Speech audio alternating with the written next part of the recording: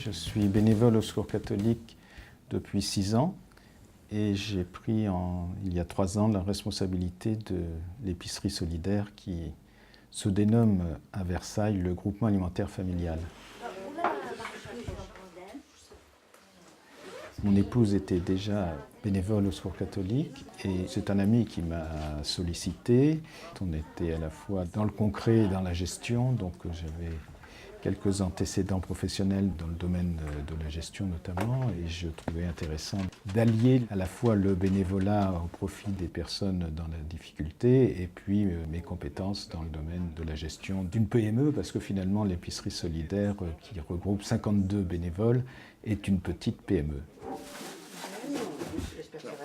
La distribution de la nourriture, je dirais, c'est un peu une entrée en matière, si on veut dire, et ça fait partie de l'action menée par le Secours catholique, qui est de ne pas se contenter de distribuer, mais également d'accompagner les gens, c'est-à-dire de les comprendre et puis de cheminer avec eux, de les aider. Alors, où on peut le faire nous-mêmes dans certains cas, ou bien on se contente de détecter telle ou telle difficulté ou tel problème et de les orienter vers telle association ou tel service ou tel organisme qui peut les aider.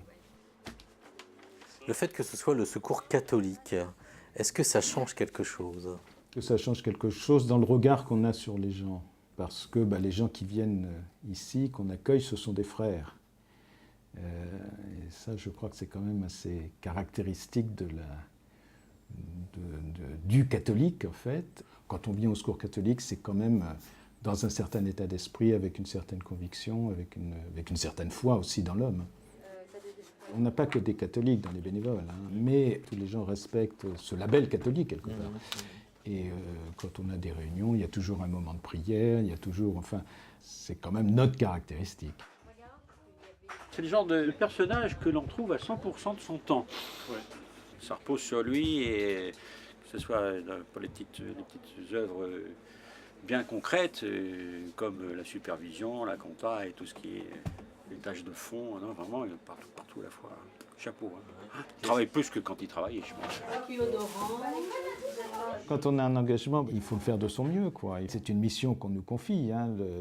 Je suis missionné par le Secours catholique pour faire fonctionner cette épicerie solidaire en accord avec le Secours catholique. Donc, si j'ai pris cet engagement, je vais le faire au mieux de mes capacités. Ça ne veut pas dire que je le fais toujours très bien, mais j'essaie de faire en sorte que cette mission, bien, je la remplisse à la satisfaction, notamment des personnes que nous accueillons, parce qu'en fait, c'est pour elles qu'on est là. Oui.